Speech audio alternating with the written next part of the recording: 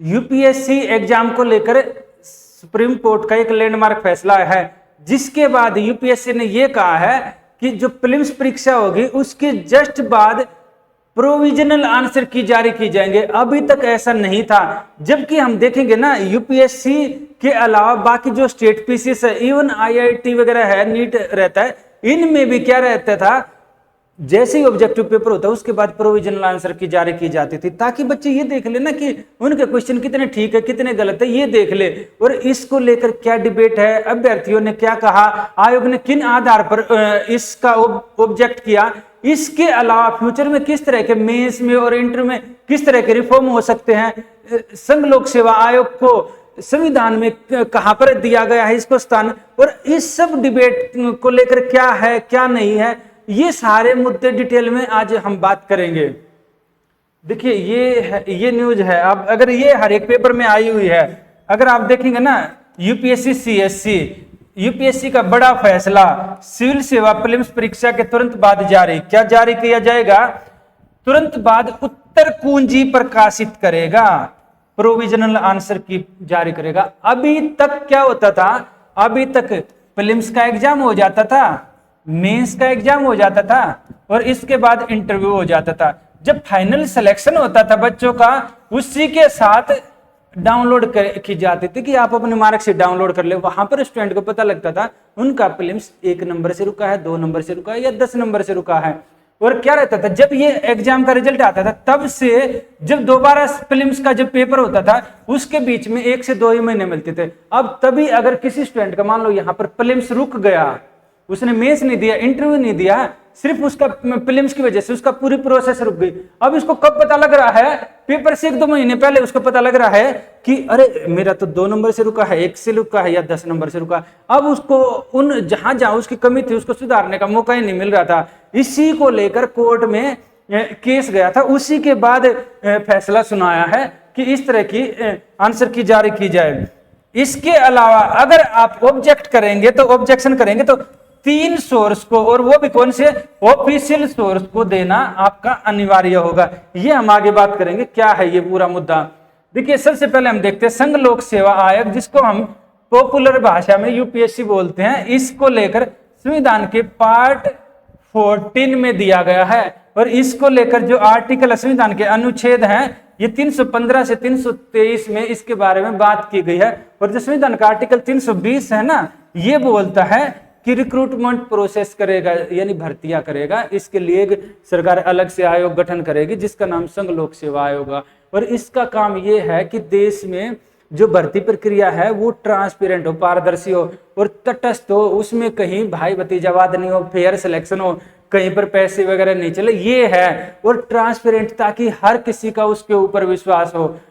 जो ये प्रोसेस थी ना, इसको लेकर बोला जाता है इनट्रांसपेरेंट, अपारदर्शी, ओपेक थी ये, और इसलिए ये गलत थी।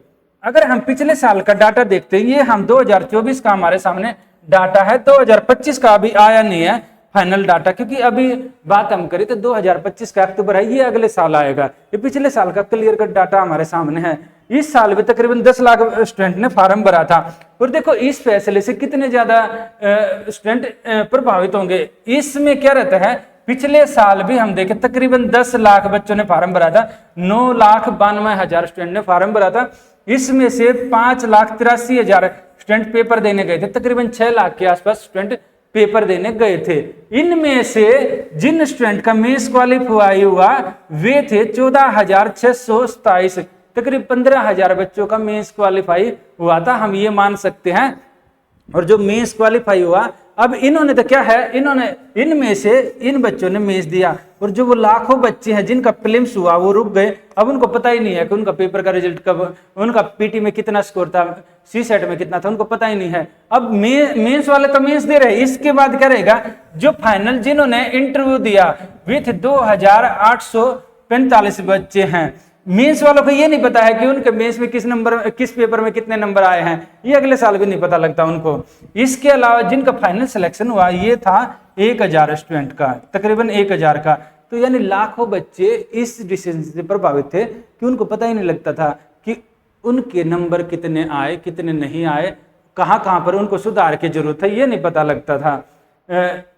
जो केस था ना, ये केस था सरोज त्रिपाठी और राजीव दुबे का था, जो पिटिशनर थे। इन्होंने क्या बोला था, इन्होंने बोला था जो सिविल सर्विस एग्जाम ओवर हो जाता है तभी ये क्या रहता है, इससे क्या रहता है, इससे काफी फ्रस्ट्रेशन होता है कि ये समझ नहीं आता, ये काफी अटपटा है कि पूरा प्रोसेस खत्म हो लेगी तब आयोग जारी करेगा।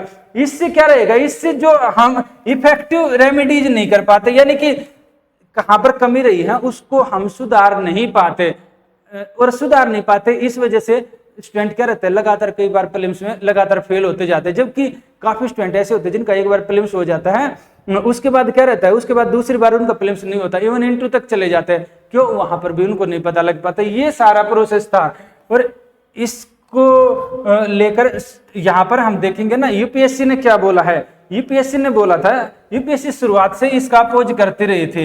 इन्होंने बोला था ये क्या करेगा, ये काउंटर प्रोडक्टिव है, यानी इससे कोई ज्यादा वो नहीं रहेगा, कोई बहुत ज्यादा इससे फर्क नहीं पड़ने वाला होता है। इससे क्या रहेगा, इवन क्या रहेगा, हम 1 साल के अंदर, यहाँ बोला है कि ऑलमोस्ट 1 साल के अंदर हम पूरे प्रोसेस को क्लियर कर लेते हैं, यानी प्रीलिम्स हो जाता है, मेंस हो जाता है और इंटरव्यू हो जाता है।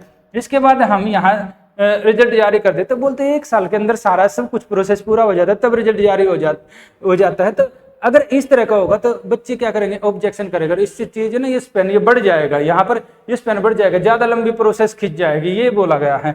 इसके अलावा लिटिगेशन बढ़ जाएंगे। लिटिगेशन का मतलब है कि जो स्टूडेंट है जैसे आपने प्रीलिम्स का पेपर दिया, इसके बाद आयोग ने अपनी ऑफिशियल आंसर की जारी की और ये क्या रहती है, ये प्रोविजनल रहेगी, याद रखना, ये फाइनल नहीं मानी जाएगी, प्रोविजनल रहती है। और प्रोविजनल के आधार पर आपने अपने क्वेश्चन चेक किए कि जैसे पीटी का 100 है, 100 में से जीएस के आपके कितने क्वेश्चन ठीक हैं, इसके आधार पर आपने मैच किए। आपको लग रहा है जिन क्वेश्चन पर डाउट लग रहा है तो आप क्या करेंगे, इसके आधार पर कि भाई ये आंसर की मैं गलत दिए हैं तो आप 3 सोर्स को कोट करेंगे, 3 ऑफिशियल सोर्स।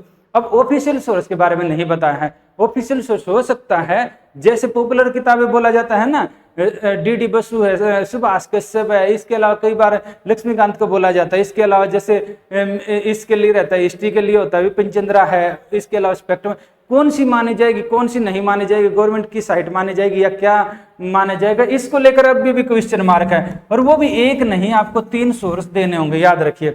3 सोर्स के आधार पर वहां चैलेंज किया जाएगा। चैलेंज करने के बाद क्या रहेगा, यूपीएससी की एक एक्सपर्ट टीम बैठेगी, यानी आपने चैलेंज किया फिर एक्सपर्ट कमेटी बैठेगी। ये कमेटी देखेगी कि जो चैलेंज किया है क्या वो ठीक है या गलत है। अगर ठीक है तो अब अगली आंसर की जारी नहीं की जाएगी, याद रखना। आपने ऑब्जेक्शन कर दिया, अगर वहां गलत है, हटाए गए नहीं हटाए गए वो अभी नहीं बताया जाएगा। इसके बाद क्या रहेगा, इसके बाद मेंस हो जाएगा, फिर आ जाएगा इंटरव्यू हो जाएगा। इंटरव्यू के बाद जो फाइनल आंसर की होगी ना, फाइनल जब रिजल्ट आएगा तब वो बताया जाएगा कि भाई कौन से एक्सेप्ट हुए कौन से नहीं हुए, तब रहेगा। यहां इसको लेकर अब भी कहीं नहीं ये बोला है कि फाइनल के बाद भी इस तरह की आंसर की जारी की जाएगी या नहीं, ऐसा अभी भी कोई क्लियर कट इंडिकेशन नहीं है। सिर्फ आयोग ने यहां तक एक्सेप्ट किया है कि हम प्रोविजनल आंसर की जारी करेंगे। देखा जाए ना तो ये ना काफी बड़ा क्वेश्चन मार्क लगा देती है, सच बता रहे हैं, यूपीएससी के ऊपर।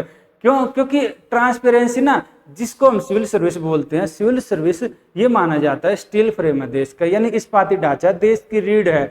और रीढ़ में जब आप आईएएस अधिकारी टॉप आए, जिसमें आईएएस है, आईपीएस है, आईएफएस है, आईआरएस है, इसके अलावा जो पोस्टल सर्विस है, यानी जितने भी ए ग्रेड की पोस्ट होती है उनमें उनके लिए भर्ती होती है और कुछ बी ग्रेड के लिए भर्ती होती है।